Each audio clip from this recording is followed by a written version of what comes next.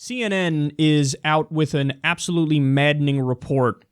They explain the U.S. military is contemplating a long-term presence in Iraq to stabilize the country after the anticipated defeat of ISIS, America's top military officer said Thursday.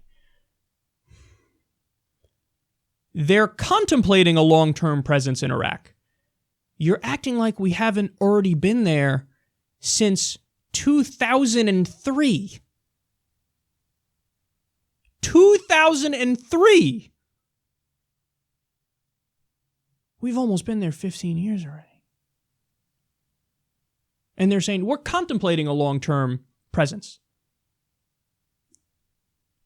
Guys, they're just flat out in favor of permanent occupation and never ending these wars. That's what they're in favor of. This is sheer lunacy. All right, more. They explain here, Chairman of the Joint Chiefs, General Joseph Dunford, said that both the U.S. and NATO have begun discussions with Iraq about the possibility of staying there long-term. Quote, we have, as has NATO, begun a dialogue about a long-term commitment to grow the capacity, maintain the capacity of Iraqi security forces, but no decisions have been made yet. This is at the same time that they say the same thing in Afghanistan. Afghanistan, we've been there even longer. We've been there since 2001. They're just wearing it on their sleeve now. Permanent war, endless occupation. And they're doing the Orwellian trick. This is Orwell 101. We're going to define endless war as peace. They say, this is peace. Don't believe your lying eyes or your tricky mind.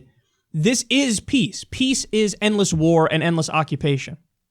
So they're blowing just an endless pit of money on this. Remember, the Iraq War, when all is said and done, the original estimate, when you stretch it out to 2053 and include the interest on the war, because we borrowed money for it, it will cost $7 trillion. We've already spent over $2 trillion. $7 trillion is what it's going to cost at the end. Now they probably have to change that and, raise it more. Because I don't know when they anticipated we finally draw down to nothing. But here they're saying, let's just stay there forever.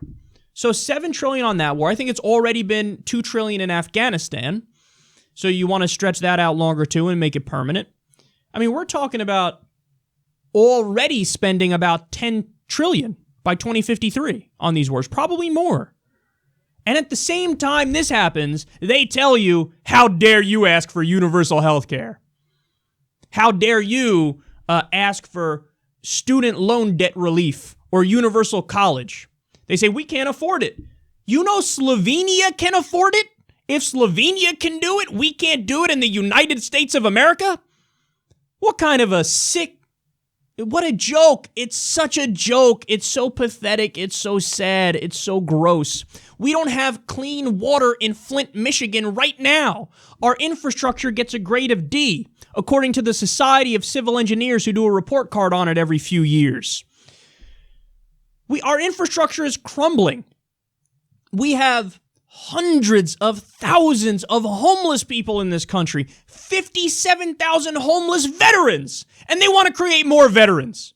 Send them to Iraq, send them to Afghanistan. By the way, ask anybody who still supports these insane wars. Define victory for me. Go. When do we get to plant the fucking flag and say, oh, we have won. We have won and now we can go home? They're not even pretending anymore. And the media doesn't even cover it, these wars we still have going on. We are at full-blown war with two countries, Iraq and Afghanistan. We're doing military interventions in 7 countries. When you include the special ops, boots on the ground in Pakistan, Yemen, and Somalia, and Syria, and Libya, and the traditional airstrikes we do with our fighter jets, and the drone war that's going on. 7 different countries, 2 full-scale wars. And the media...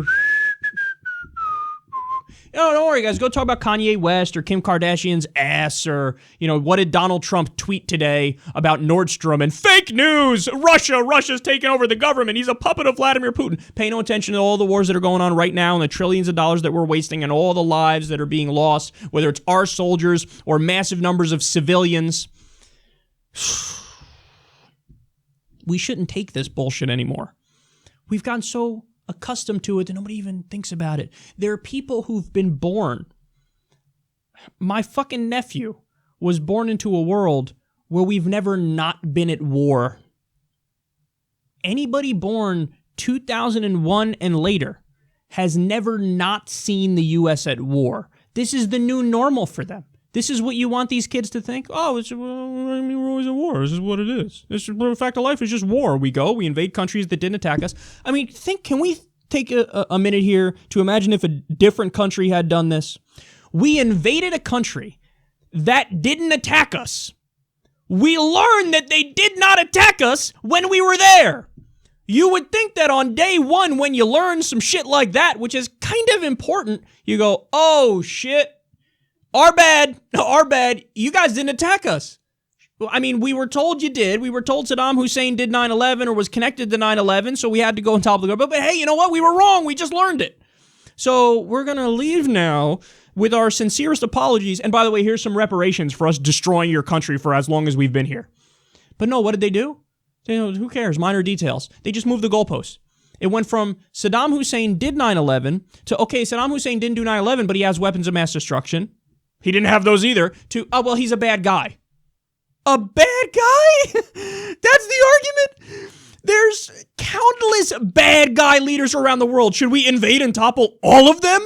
And we're still fucking there. We're still there. Do you know there was no Al-Qaeda in Iraq before we went in there? Then we went in there, and then they came in there, and then we started fighting them. And then we clean up the problem that we created and go, see, we needed to go in. What?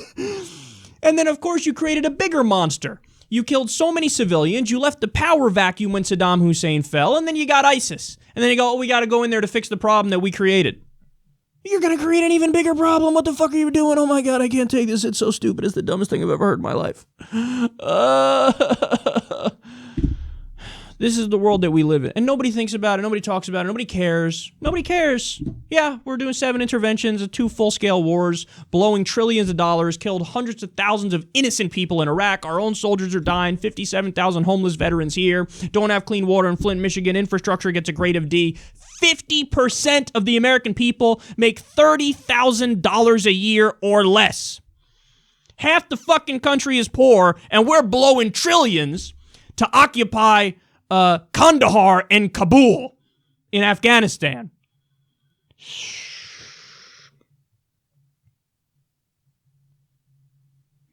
We got to pull out of these wars, man. We got to pull out of these wars. It's just a money pit, a civilian killing atrocity. We violated countless, provisions in international law, committed endless war crimes. And now they're saying, let's just stay there forever. And then what? And then what?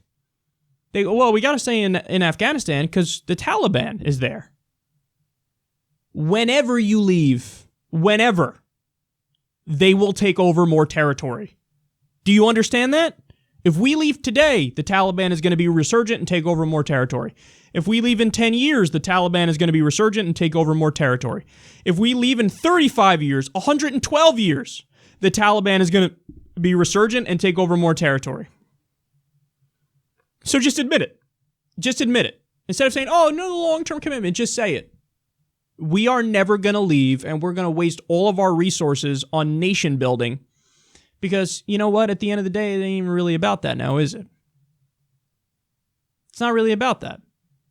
You know, there's a very lucrative trade in Afghanistan that many don't know about. Minerals. Minerals that are in your cell phone. A lot of that comes from Afghanistan. The opium trade there. Opium. Interesting. Now, Kyle, conspiracy theorist. Well, what was the situation with Iraq? Iraq, very oil rich now, aren't they? You think we would have done that war if they weren't oil rich? If it wasn't in a vital region in the world, in the Middle East? On the geopolitical chessboard, a very important place? you do know oil production shot through the roof after our invasion, right? So the motivations are not humanitarian for what we're doing here. That should be obvious. I mean, if humanitarianism was the main purpose, why are we best friends with the worst government on the planet, Saudi Arabia? Saudi Arabia. You know, women, you're not allowed to drive, you have to cover up, you need a male chaperone. All atheists or terrorists, Saudi Arabia. Saudi Arabia of let's behead you in the public square for sorcery and witchcraft and drug smuggling and apostasy. Saudi Arabia, ISIS that made it Saudi Arabia. We have the same ideology as ISIS, those people. We can't say we care about human rights and freedom and democracy and be best friends with the regime that is the antithesis of those things. It ain't about that. You know it's not about that. So the mask is coming off of the empire slowly. This imperialistic garbage. And Mr. Drain the Swamp, Donald Trump, he ain't gonna roll it back. He ain't draining no damn swamp. He's moving further in that direction. He just said the other day, Saudi Arabia, oh, we're gonna have more cooperation with Saudi Arabia and Yemen with their bomb fest of civilians, killing women and children, hitting open-air markets. Tremendous, believe me. Bombing more funerals. They just bombed another one this week.